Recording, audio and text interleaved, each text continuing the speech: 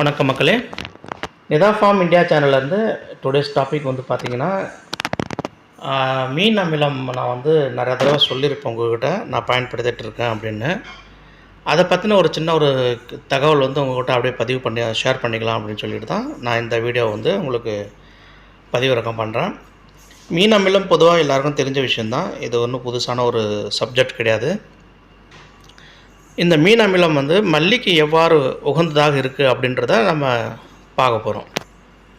நம்ம அடிக்கிற அந்த கெமிக்கல்ஸ் அதுக்கப்புறம் நம்ம போடுகின்ற கிரவுண்ட் ஃபெர்டிலைசரில் எந்த ஒரு மாற்றமும் நான் பண்ணல.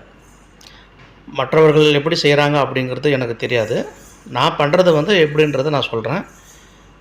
மேலே ஸ்ப்ரே, கீழே வந்து கிரவுண்ட் ஃபெர்டிலைசர். இதில் வந்து நான் எந்த சேஞ்சஸும் நான் பண்ணல. நான் அது இப்போ பண்ணுற எல்லாமே நான் பண்ணிட்டு தான் இருக்கேன். இடையில் நான் என்ன பண்ணேன்னா, வாரத்தில் ஒரு முறை நான் வந்து இப்போது என்ன பண்ணிட்டேன், கெமிக்கல் மேலே ஸ்ப்ரே பண்ணுறது வந்து ஒரு வாரத்தில் முன்னாடி 2 தடவை பண்ணிகிட்ருந்தேன். இப்போ நான் என்ன பண்ணேன்னா, எப்போ இந்த தோட்டத்தில் நம்ம பிரச்சனை இருக்குது, புழு பூச்சி தாக்குதல் அதிகமாக இருக்குது, அப்போ மட்டும் வாரத்தில் 2 தேவைப்பட்டா, இல்லாட்டி வாரத்தில் ஒரு முறை தான்.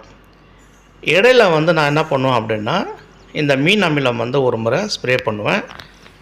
சில தோட்டங்களுக்கு வந்து எந்த அளவுக்கு எடுத்துக்கும் அப்படின்னு நமக்கு தெரியாது. ஆக இதை வந்து நீங்கள் வந்து மொத்தமாக எடுத்துக்காமல் அப்படியே கொஞ்சம் நீங்கள் வந்து என்ன பண்ணுங்கன்னா, உங்கள் தோட்டத்தில் வந்து ஒரு பர்டிகுலராக சில செடிகளுக்கு வந்து நீங்கள் அடித்து பார்த்துட்டு அது எப்படி உங்களுக்கு வந்து ரியாக்ட் பண்ணுது, செடிகளில் வந்து எதாவது பாதிப்பு ஏற்படுத்துதா, இதை மாதிரி நீங்கள் வந்து கொஞ்சம் செக் பண்ணிவிட்டு நீங்கள் கேரி ஆன் பண்ணுறது வந்து இஸ் பெட்டர் ஆப்ஷன். இன்ன பயன், பூ அதிகமாக கிடைக்கும், செலவு ரொம்ப கம்மி. இப்போ இப்போ இன்றைக்கி நான் ஏற்கனவே நம்ம போட்டு வச்சுருந்தோம் நிறையா. இப்போ இன்றைக்கி என்ன பண்ணோன்னா, நம்ம நிறைய பேருக்கு தெரிஞ்சிருக்கோம், நம்ம தோட்டம் வந்து பார்த்திங்கன்னா ஆற்றங்கரை ஓரமாக இருக்கிற ஒரு தோட்டம். நம்ம திருவண்ணாமலைக்கு போய் பூ போட்டுட்டு வரும்போது ஒரு ஓடையில் இந்த மாதிரி மீன்கள் கிடச்சிது. ஏன்னா ஆல்ரெடி அந்த ஓடையில் வந்து தண்ணி வந்து வற்றி போயிருந்தது. அதிலேருந்து நமக்கு மீன் கிடச்சி, அந்த மீனை வந்து நம்ம என்ன பண்ணோம் அப்படின்னா, அள்ளிட்டு வந்து ஒரு அதிகபட்சம் ஒரு 8-10 கிலோ கிடச்சிருக்கும். பட் நம்ம அதை கன்சிடர் பண்ணுறது வந்து ஒரு 5 கிலோ கன்சிடர் பண்ணிக்கிட்டோம். 5 கிலோவுக்கு வந்து பார்த்திங்கன்னா நம்ம தோராயமாக ஒரு 50 லிட்டர் தண்ணியில் நம்ம மிக்ஸ் பண்ணலாம். 50 லிட்டர் தண்ணிக்கு ஒரு 5 கிலோ மீன் போட்டு அதில் நம்ம வந்து என்ன பண்ணலாம், சரிபாதியாக வெல்லம் போடணும். குண்டு வெல்லம் 2.5 கிலோ வெல்லம் போடலாம். இல்லைன்னா அதில் 1.5 கிலோ அப்படி போடலாம். பட் இருந்தாலும் நம்ம எந்த அளவுக்கு அதிகமாக வெல்லம் போடுறோமோ அந்த மாதிரி சமயத்தில் தான் அந்த மீன் வந்து சீக்கிரமாக வந்து கண்டாமினேட் ஆகும். இப்போ இந்த மீன் அமிலத்தை கூட நம்ம வந்து கொஞ்சம் நாட்டு மாட்டோட கோமியத்தை வந்து கலந்துக்கிட்டோம் அப்படின்னா அது சீக்கிரமாக கண்டாமினேட் ஆகும். ரெண்டாவது வந்து பார்த்திங்கன்னா, பல கோடி நுண்ணுயிர் பெருக்கம் வந்து அதை வந்து பார்த்திங்கன்னா டெவலப்மெண்ட் வந்து ரொம்ப எளிமையாக இருக்கும், ஈஸியாக இருக்கும். இப்போ நான் வந்து இப்போ மாட்டோட கோமியம் வந்து நாட்டு மாடு நம்ம சைடில் வந்து பெரும்பாலும் கிடைக்கிறதில்ல. இருக்கும், பட் எங்கன்னா இருக்குன்னு நமக்கு தெரியல.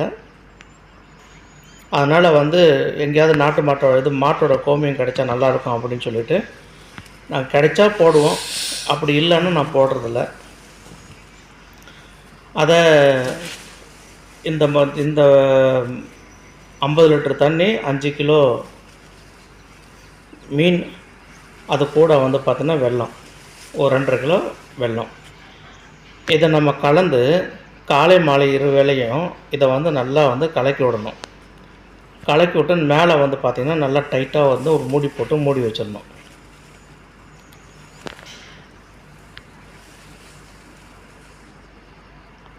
பர்டிகுலராக பஞ்சகாவியம், அதுக்கப்புறம் பார்த்திங்கன்னா நம்ம இது இருக்கு இல்லையா, மீன் அமிலம், தேம்போ கரைசல், இந்த மாதிரி இந்த இயற்கை இடுபொருள் போட்டு நம்ம செய்கிற எல்லாமே நம்ம வந்து வெளியில் இருக்கிற நுண்ணுயிரோடு நம்ம வந்து இது பண்ண விடக்கூடாது, மிக்சிங் பண்ண விடக்கூடாது. அதனால் வந்து உள்ளுக்குள்ளே வந்து நுண்ணுயிர் பெருக்கம் வந்து அடையிறது வந்து இட்ஸ் வெரி இம்பார்ட்டண்ட். கொஞ்சம் நிழல் பகுதியாக வச்சுக்கிட்டா நல்லது, இல்லைனா வெயிலில் வச்சா கூட பரவாயில்ல. இந்த மாதிரி நம்ம வச்சுக்கிட்டு இருந்தோம். நான் பொதுவாக நான் வந்து பார்த்தீங்கன்னா, நம்ம வீட்டில் வந்து ஃபார்ம் ஹவுஸு தோட்டத்தில் வந்து ஒரு ஃபார்ம் ஹவுஸ் இருக்குது. நாங்கள் வந்து பொதுவாக வந்து பார்த்தீங்கன்னா, அந்த ஷேடு அந்த நிழல் பகுதியில் தான் நம்ம வந்து பெரும்பாலும் நான் வைக்கிறது. ஏன்னா சீக்கிரமாக அது வந்து கண்டாமினேட்டட் ஆகிறதுக்கு டைம் எடுக்குமே தவிர, நுண்ணுயிர் பெருக்கம் வந்து ரொம்ப எளிமையாக இருக்கும். ஏன்னா நுண்ணுயிர் பெருக்கம்லாம் வந்து பார்த்திங்கன்னா, கொஞ்சம் நிழல் பகுதியில் தான் சீக்கிரமாக வந்து அதனோட உற்பத்தி வந்து அதிகமாக இருக்குன்றதுனால நான் பொதுவாக அப்படி தான் வைக்கிறது. இது ஒரு 20 டேஸ் 25 டேஸ் வந்து நல்லா கலக்கி விடும்போது நமக்கே வந்து பார்த்திங்கன்னா ஓரளவுக்கு தெரியும். ஒரு ஸ்மெல்லிங் வர ஆரம்பிச்சிடும் மீன் கழிவிலிருந்து. அதன் கூடவே வந்து பார்த்திங்கன்னா அந்த தோற்றத்தை, அதாவது அந்த மீன் அமிலத்தில் மீனில் இருக்கிற அந்த சதையெல்லாம் வந்து பார்த்திங்கன்னா அப்படியே ஒரு மாதிரி மெல்ட் ஆகிட்டு உருகி அப்படியே அந்த நீரோடு சேர்ந்துடும். அந்த மேலே அந்த மீனோட முள் இருக்கு இல்லையா, அந்த முள் பகுதி மட்டும் மேலே வந்து மிதக்கிட்டு இருக்கிற மாதிரி ஒரு சூழல் வரும். அப்போ நம்ம என்ன பண்ணலான்னா, அந்த முள்ளை நம்ம வந்து என்ன பண்ண கொஞ்சம் பாதுகாப்பாக நம்ம என்ன பண்ண எடுத்துட்டு, அந்த முள்ளெல்லாம் எடுத்து நம்ம என்ன பண்ணலாம், நம்ம தோட்டத்தில் ஏதாவது ஒரு இடத்துல வந்து நம்ம கால் படாத ஒரு இடத்துல அதை மரத்துக்கு அடியிலையோ இல்லை வேறு எங்கேயாவது வந்து நம்ம குழி தோண்டி அதை வந்து நம்ம வந்து மண்ணை வந்து புதைச்சிடணும். அது ஒரு பர்டிகுலர் இதுக்கப்புறம் வந்து பார்த்திங்கன்னா, அது முள் கூட வந்து பார்த்திங்கன்னா உங்களுக்கு கண்டாமினேட் ஆகிடும், அது மக்கிடும். ஆனால் நம்ம கால் தடம் வந்து பதியக்கூடாது. ரொம்ப கொஞ்சம் ஆழமான ஒரு இடத்துல போட்டு பண்ணுறது வந்து ரொம்ப சரியான ஒரு முறை.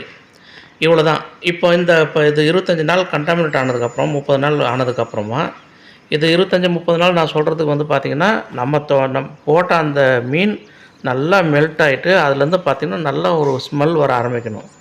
அது வந்து அப்படி இல்லைன்னா நம்ம எடுத்து பயன்படுத்துறது வந்து அவ்வளோ சத்து வந்து அதில் கிடைக்காது. அந்த மாதிரி சமயத்தில் வந்து ஒரு 10 லிட்டருக்கு 50 ml வந்து கணக்கு. இந்த 50 லிட்டர் தண்ணியில் நம்ம என்ன பண்ண போகிறோன்னா, எந்த தண்ணி எக்ஸ்ட்ரா ஆடெலாம் பண்ணக்கூடாது. அவ்வளோதான். அது தண்ணி போட்டதோட சரி, அது கண்டாமினேட் ஆனதும் சரி. ஏன்னா நீங்கள் மறுபடியும் தண்ணி நீங்கள் கலக்கிறீங்க அப்படின்னா அந்த நுண்ணுயிர் பெருக்கம் வந்து நின்று போகும். நுண்ணுயிர் சத்து வந்து ரொம்ப குறைஞ்சி போகும். வெளிலேருந்து ஒரு தண்ணி வந்ததுன்னா அதில் இருக்கிற நுண்ணுயிரும் இதில் இருக்கிற நுண்ணுயிரும் சேர்ந்தால் ரிசல்ட் வந்து வேறு மாதிரி போயிடும். அது மட்டும் கவனமாக பார்த்துக்கிட்டு இதை எடுத்து ஒரு 10 லிட்டருக்கு ஒரு 50 ml கலந்து நம்ம அடிக்கலாம். ஒருவேளை உங்களுக்கு ரிசல்ட் வந்து நம்ம எதிர்பார்த்த மாதிரி வரலை அப்படின்னா அதை வந்து 10 ml நம்ம கூட்டிக்கலாம். அதாவது நெக்ஸ்ட்டு ஸ்ப்ரேயில் வந்து ஒரு 60 ml கூட்டி பார்க்கலாம். அதுக்கு அடுத்த ஸ்ப்ரேயில் வந்து 70 ml கூட்டி பார்க்கலாம். ஆனால் எக்காரணத்தை கொண்டும் 100 ml மேலே தாண்டக்கூடாது. இந்த வீடியோ வந்து முழுசாக பாருங்கள் தொடர்களே, அப்போ தான் நம்ம என்ன சொல்ல வரோன்றது புரியும். ஏன்னா நமக்கு சொல்லிக் கொடுத்தவங்களும் இப்படி தான் சொல்லிக் கொடுத்தாங்க. நம்ம என்ன பண்ணோம், நம்ம சொந்த அனுபவத்தில் வச்சு நம்ம கொஞ்சம் கொஞ்சமாக பண்ணி பார்த்தோம். எக்ஸ்ட்ரா அளவுக்கு அதிகமாக நம்ம வந்து பயன்படுத்தும் போது செடியில் வந்து என்ன வரும்னா, அதனோட மீன் அமிலம் இருக்கு இல்லையா, இதை வந்து அந்த செடிக்கு வந்து ஒரு பாதிப்பு ஏற்படுத்தும். அளவுக்கு மிஞ்சினா அமிர்தமும் நஞ்சு. இதை வந்து நம்ம அழகான ஒரு சூப்பரான ஒரு பழமொழி. இதை விட ஒரு உலகத்தில் எனக்கு தெரிஞ்சு இப்படி ஒரு அழகாக ஒரு சின்ன ஒரு 2 லைனில் வந்து ஒரு இவ்வளோ பெரிய விஷயத்தை வந்து சொல்ல முடியுமா அப்படிங்கிறது வந்து நமக்கு தெரியல. நம்ம அதுமாதிரி இது மட்டும் இல்லை, இன்னும் ஏகப்பட்ட பழமொழிகள் நான் கண்டு வியந்த நம்ம தமிழ் மொழியில் இந்த மாதிரி நிறையா இருக்குது. அளவுக்கு மிஞ்சினா அமிர்தமும் நெஞ்சு. எவ்வளோ அழகான வார்த்தை பாருங்கள். சொல்லும்போதே அப்பா அப்படி இமேஜின் பண்ணவே பார்க்க முடியல.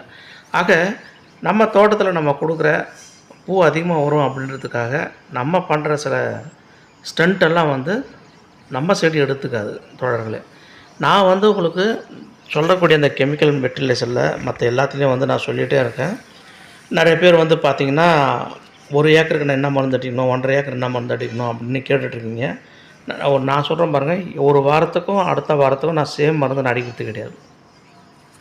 நல்லா புரிஞ்சுக்கிங்க. இதுக்கு பின்னாடி நிறைய காரணங்கள் இருக்குது. ஏன்னா மருந்து எடுத்து வேலை செய்யணும். அதை எடுத்து வேலை செய்யாமலே நம்ம வந்து மருந்து அடிக்கிறதுல வந்து பிரயோஜனம் கிடையாது.